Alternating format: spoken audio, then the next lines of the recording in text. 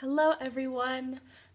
So April is National Poetry Month, and poetry is something that's very important to me now more than ever.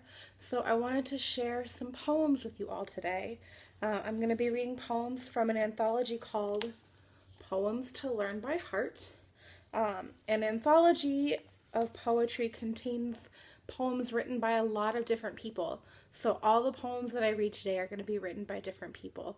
I might do another video later with poems just by one person.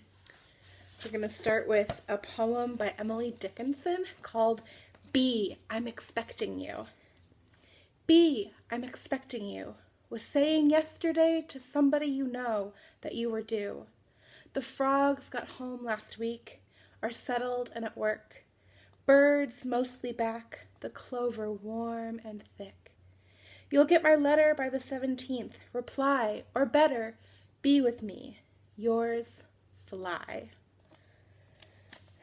Next, I'm going to read, I'm going to read a poem called Under the Bed by Penny Truzinka, about a monster under the bed.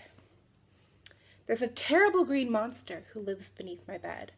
I hear his long white teeth click. He's waiting to be fed. I shiver underneath my sheets and squeeze my eyes up tight. Maybe if I lie real still, he won't eat me up tonight. He taps me on the shoulder. I don't know what to do. He looks at me and says, "I'm scared. Can I get in with you?"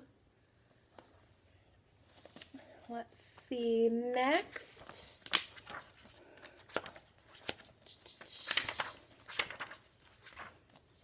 Next is a poem about blocks, about building with blocks. This one is called Block City by Robert Louis Stevenson. What are you able to build with your blocks? Castles and palaces, temples and docks. Rain may keep raining and others go roam, but I can be happy in building at home.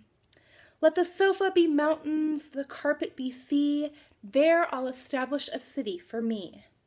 A church and a mill and a palace beside, and a harbor as well where my vessels may ride. Great is the palace with pillar and wall, a sort of a tower on the top of it all, and steps coming down in an orderly way to where my toy vessels lie safe in the bay. This one is sailing and that one is moored. Hark to the song of the sailors on board, and see on the steps of my palace the kings, coming and going with presents and things. Now I have done with it, down let it go.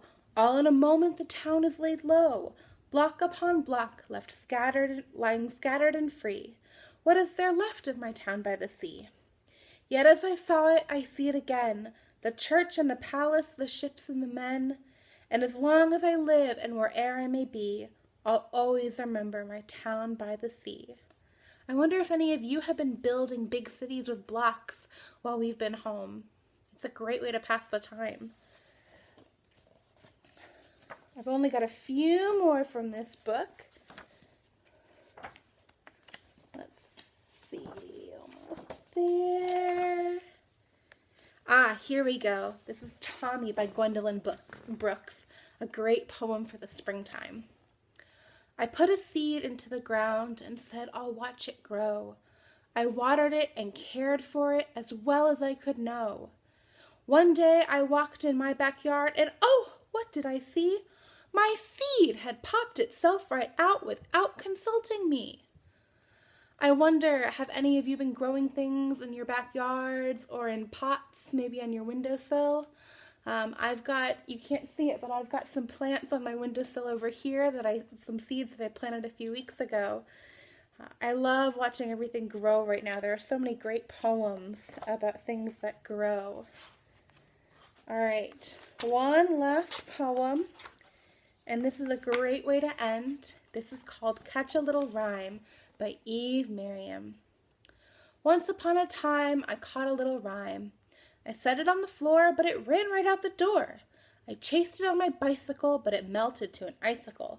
I scooped it up in my hat, but it turned into a cat. I caught it by the tail, but it stretched into a whale. I followed it in a boat, but it changed into a goat.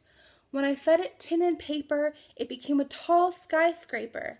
Then it grew into a kite and flew far out of sight. All right, so those are some poems from this lovely book, Poems to Learn by Heart, edited by Caroline Kennedy. I've got some other books of poems that maybe I'll share at a later time, but I hope those were able to bring a little bit of fun and a little bit of peace to your day. I miss everyone. Take care. Bye.